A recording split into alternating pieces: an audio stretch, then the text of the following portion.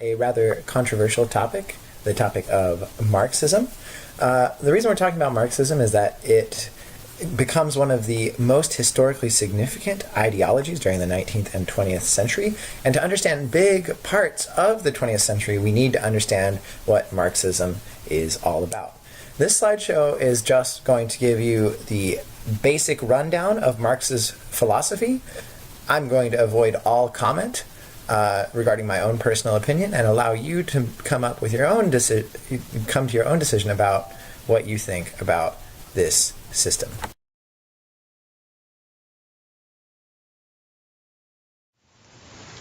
Here are your video goals. Please note the three important vocabulary terms: capital, bourgeoisie, and proletariat. These are essential words for you to understand what's going on in this video, and they will be explained as we go. All right, so let's start with let's start back where we left off with the revolutions of 1848. So in 1848, there's a revolution going on, or rather I should say revolutions going on all throughout Europe. And this is as liberals, nationalists, and early socialists are all rising up against conservative regimes on the European continent. While this is going on, Karl Marx and his colleague Friedrich Engels publish the Communist Manifesto, which will go on to become a central text in Marxist and communist ideology, and will become a central text in the 19th and 20th century movements based on Marx's thoughts. So basically, Marxism, as expressed in the Communist Manifesto, is a type of socialism. And it's similar to other forms of socialism that we've talked about, like utopian socialism, in its criticism of industrial society. But it's very different in its recommendations for how to fix these problems. Basically, Marx claims that all the other socialists who came before him, like Fourier or Owen, were utopian dreamers. But he argues that his form of socialism is realistic and scientific because it's based on historical research. Karl Marx, there he is there with his awesome beard and hand in coat, maybe going after Napoleon, or I don't know, Mr. Lassiter has some elaborate theories on why people might do that. But anyway, Karl Marx was born in Western Prussia in 1818. This was a fairly rich and fairly industrialized area of Prussia. Karl Marx studied philosophy at German universities, but he as a young man, grew tired of traditional philosophy with questions like what is truth and what is the nature of reality, and he moved towards the study of economics and society. The reason he did this is that he wanted to address practical and ethical problems that emerged from the Industrial Revolution. And he famously expressed his desire to deal with practical issues with his statement, "The philosophers have only interpreted the world in various ways, but the point is to change it." So he sets out to change the world with his ideas and his understanding of economics. And so he goes on to develop a philosophical system that uses history in order to criticize the present and to give us a new view of the future.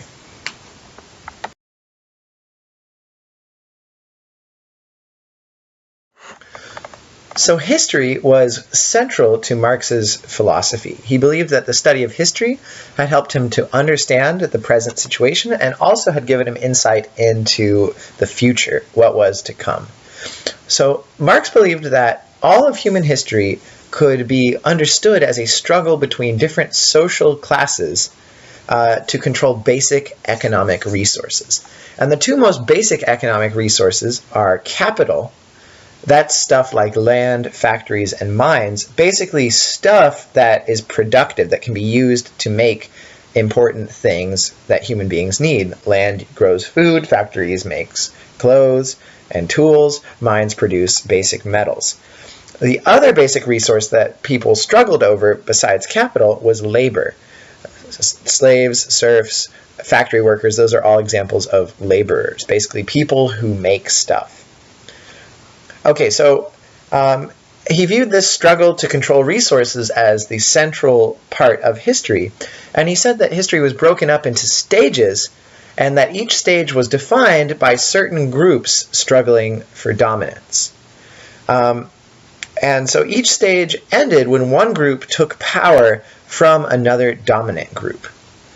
And as soon as this happened, as soon as one group overthrew a group and took power, a new group would start to rise up and struggle with that group. So basically he viewed history as an unending struggle to control economic resources, from the very most basic societies of hunter-gatherers all the way up to modern industrial society. He viewed it as a struggle to control economic resources of capital and labor.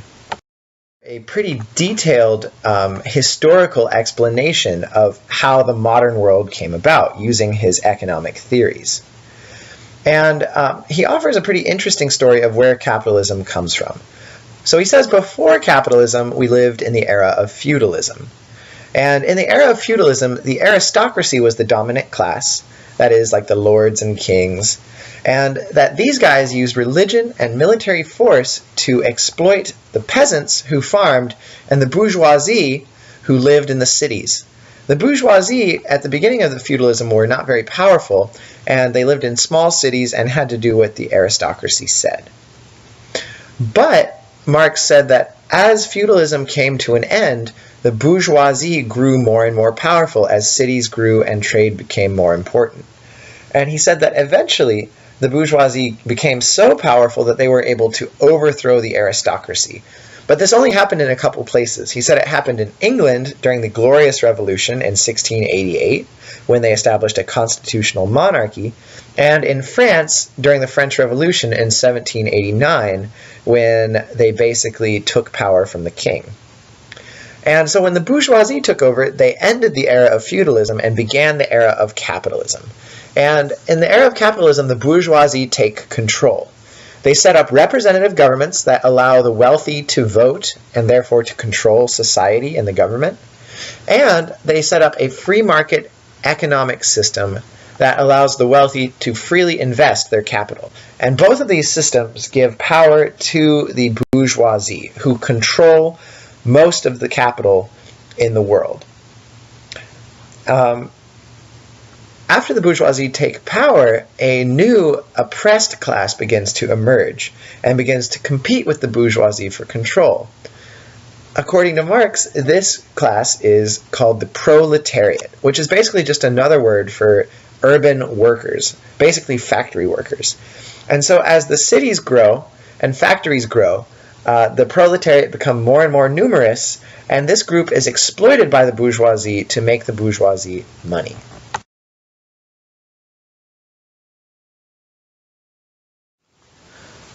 So the era of capitalism was basically the era of the Industrial Revolution. This was the era that Marx lived in, and Marx wasn't entirely negative about the Industrial Revolution. In fact, Marx thought that capitalism was extremely important and a necessary step to a just and plentiful society.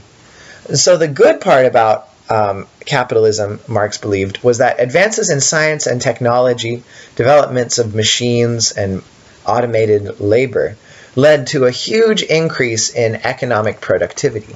And Marx believed that economic productivity was necessary in order for everybody who lived to have enough to live a good life. So this was an important step for a better future, but it wasn't the end, because Marx believed that there was also a lot that was wrong with capitalism. He believed that capitalism was based on the exploitation of the working class by the rich, and this exploitation allowed the poor to barely survive while the rich were able to bathe in luxury. So it was an unfair system because those who actually produced everything, the workers, didn't get to enjoy anything. On top of this, he believed that capitalism led to a state of alienation. And basically what this meant is he thought that society, capitalist society based on competition, private property, and production for the market, that is making stuff just to sell it, prevented people from connecting with one another and also prevented people from connecting with their own true selves. We basically were so focused on money and competition that we couldn't really live our lives.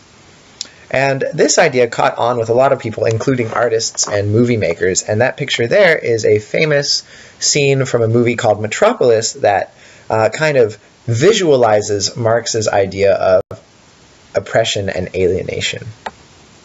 Capitalism would eventually end, and that human beings would enter a final stage of history where all like struggle and competition would end. And this stage was known as communism. So Marx believed that capitalism, just like feudalism, would eventually be replaced by a new system. So he thought that capitalism would eventually drive most of the world's population into the poor working class, that is the proletariat, until there were only a few wealthy capitalists left. At this point, he thought that the proletariat would rise up and overthrow the bourgeoisie and take control of the government. This would usher in the final stage of history known as communism. And the first part, or like the transition to communism, what would happen is the proletariat would control the government and would take over all the capitalists' property. They would control all the capital. But unlike the capitalists, Marx believed that the proletariat would only use these things for good. They would use them for the good of all, not just for the privileged few. And so what he believed is that gradually, as time went on, the proletariat would give up power, and that competition and poverty would disappear entirely, because everybody would share control of the government and everybody would share control of property, until basically we ended up in a utopian, democratic society where everybody had enough to live a happy and fulfilling life. There would be plenty produced by all as technology continued to advance and machines got better and better.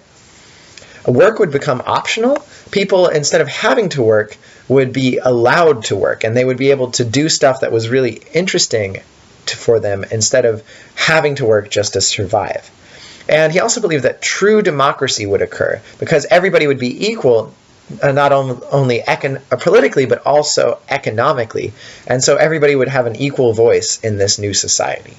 And basically, government, as we think of it, as like this controlling force, would eventually disappear, and human beings would just live peacefully and work together in this sort of utopian future. And so that was the end goal of communism that Marx thought we were working towards, or that he believed would eventually occur because of this revolution.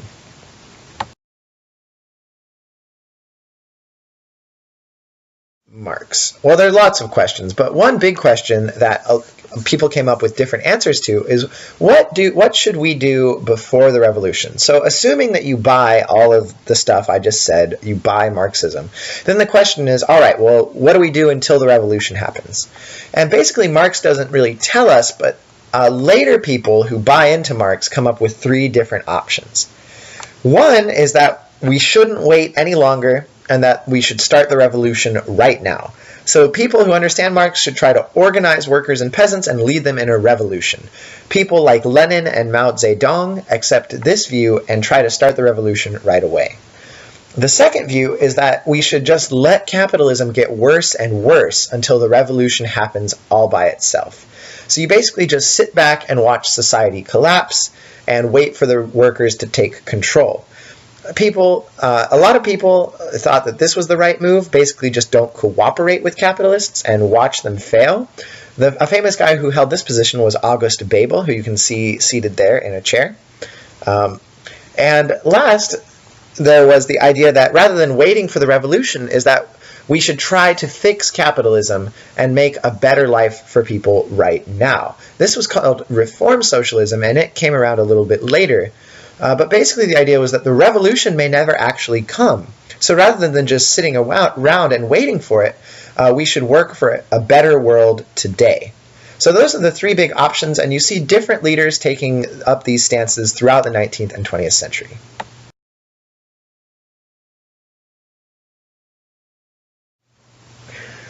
Alright guys, here are your video goals. Once again, I hope you got all of that, or at least the main issues. See if you can answer these questions, and if you can, then that means that you got everything you needed to get out of this video. Thanks for watching.